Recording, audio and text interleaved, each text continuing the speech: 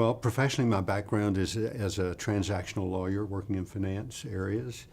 I have been a practitioner of meditation starting about 6 years into when I started practicing law, which I started doing about 40 years ago. So it's been sort of a regular part of my life then.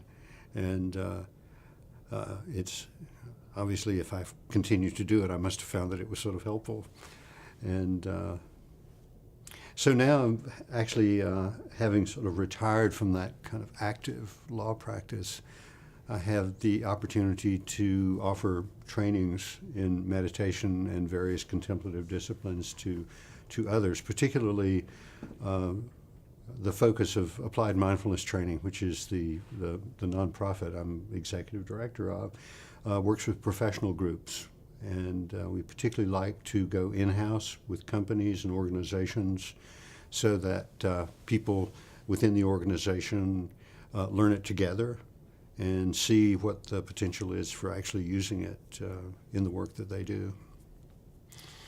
Also do various trainings with professional groups like lawyers, therapists, teachers, doctors and nurses, people like that, which is it's very interesting way to do it because everybody's heard about it now, but the question people have is, how do I find an approach that I feel simpatico with? And so we're trying to offer that to people.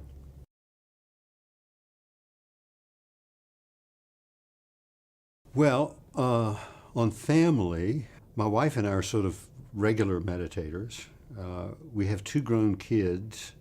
Our son is a meditator, sort of sporadically, but he's 24. He has other things to do, as well.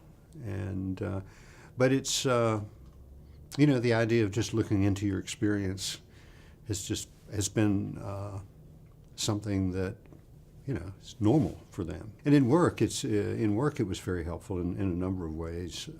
Partially, not getting sort of bowled over by some emotional reaction that comes up in a situation, which is very helpful particularly in probably in other things too, but in professional situations.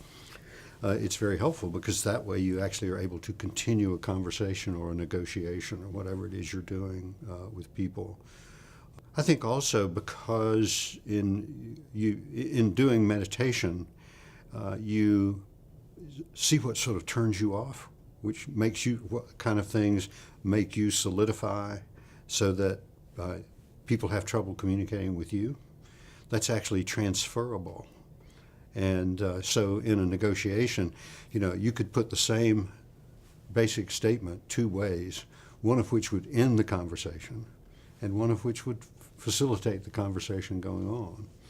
So as a lawyer, you're doing it for your client. They generally want it to go on. If they wanted to torpedo it, they could do that themselves.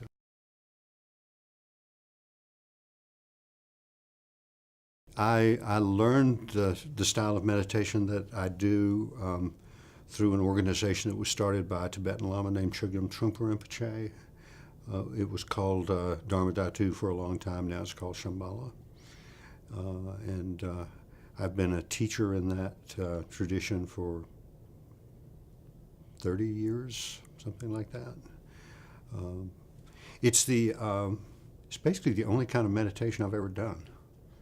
It was one that I got interested in exploring the possibility of meditation, read a lot of different things.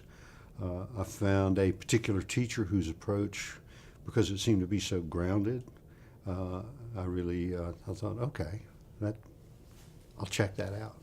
And I did, and it made sense. It's, meditation's not always easy to start. Because it's such a different kind of experience from what we usually learn, which is mostly sort of conceptual. So just sitting there is kind of like, what's going on here, folks? But after a while, you begin to appreciate a number of things about it. One is you begin to see how your own mind works. you see that, yeah, these thoughts come up over and over again, and then they go away. And I don't know. I think it's sort of helpful in relating to other people too, because you start to realize you can just see the look on people's faces and just tell that they're caught up in some kind of thinking thing. You think, oh, okay, I know that. They're not trying to insult me. They're just caught up in that mental chatter, and so you just cut them some slack. And if you get to know them better, you may suggest something to help them be less distracted, or you may never see them again.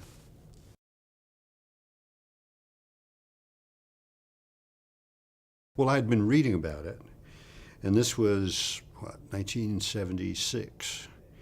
I was living in Atlanta, practicing law, and there was no place to get meditation instruction. So I had heard about this center up in Vermont that was started by students of this particular Tibetan teacher. So I thought I would go check it out. I think one of the things that sort of, on sort of an experiential level, sort of helped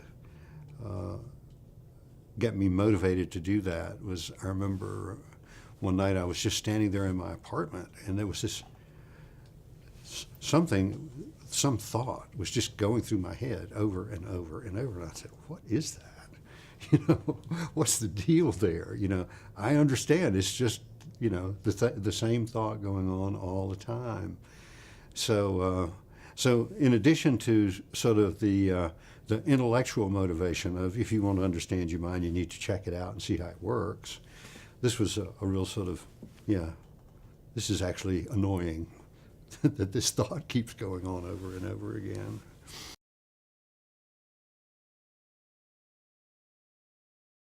Well, I mean, what I've learned, I don't actually have much regular connection with the academic community. Most of mine is with professionals who are operating in their areas. But from this conference and seeing, who is interested in it and how they're thinking about how can it actually be useful in disciplines, they're figuring it out, and that will be good, because it will help people not only function better in whatever kind of work it is that they're doing.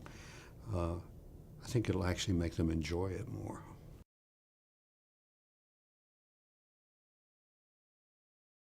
I mean, I think the way I experience it with other people is, they may do some training that I had something to do with, and then I'll see them sometime later, and they'll just say, that actually changed the way I do things.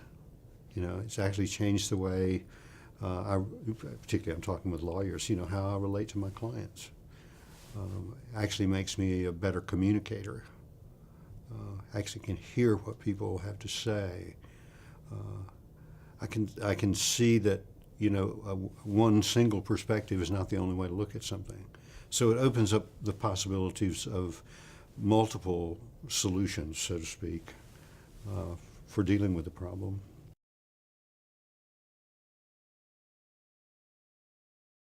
Oh, it's happening. Yeah, it really is. Bar associations of lawyers doing meditation training. I mean, the first time I suggested that to somebody, they thought I was about to tell a lawyer joke. But it's happening now in a lot of different places, and lawyers can do meditation trainings at least in the states where I do them, and get continuing education credit for it. So I'd say that's kind of mainstream.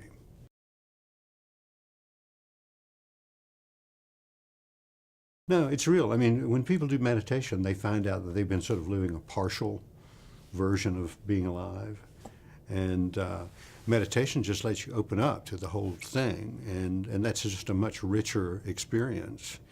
And, nobody says, I really wish I was more distracted like I used to be before I did this.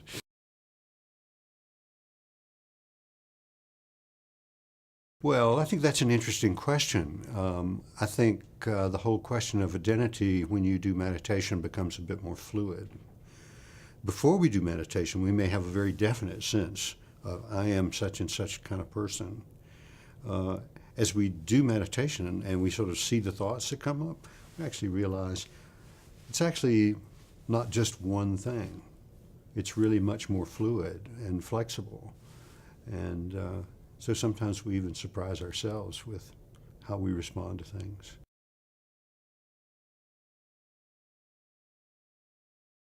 Well, I think it's sort of both.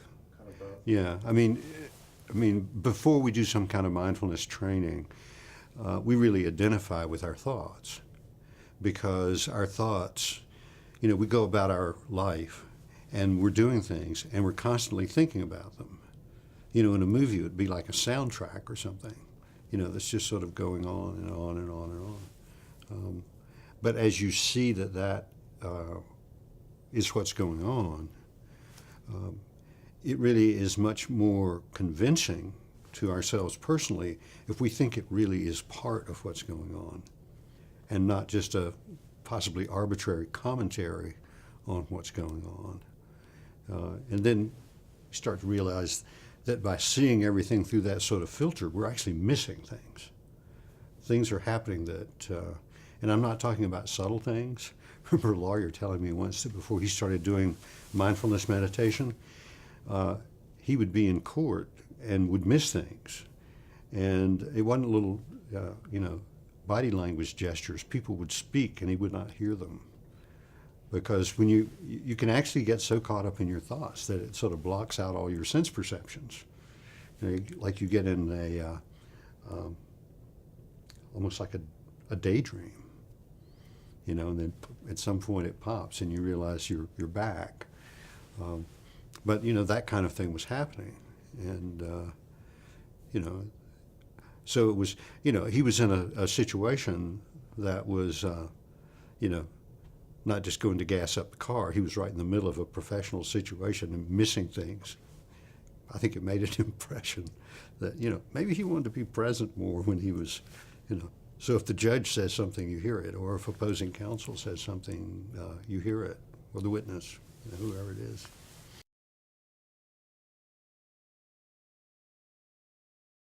Well, I think the basic training in learning how to be present is something that is sort of, you sort of have to do that, because unless you can be present and it's not just sort of accidental. I mean, we're all present from time to time, but it's sort of accidental. We hear a loud noise, or there's some wonderful smell or some really terrible smell or whatever. But with this kind of training, then you can just be there, whatever is going on. So that's sort of a basic ground for doing it. And then there are really lots of possibilities. Learning how to communicate better, learning how to use that space of presence as a way of opening up to creative insights about whatever it is you're working with. I mean, you can do that in professional situations. It's not just in a sort of an artistic thing, but here's a situation that doesn't have a clear resolution. Can I just sit here and not try to figure it out for 5 or 10 minutes and see if anything just happens to come up? So, I mean, there are just a lot of ways, and probably ways that we haven't even thought of yet. But, I think being present and learning how to be at least open to being creative. I mean, everybody has the capability of being creative. It's just that we often have so much stuff going on that, there may be some really good insights in there, but there's so much other chatter we just don't notice.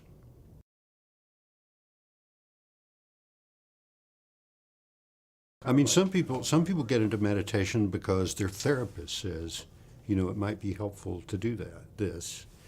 And I've actually worked with some therapists who have pretty sophisticated approaches to, if a person is dealing with a certain kind of psychological trauma, what kind of mindfulness practice can they do that doesn't freak them out?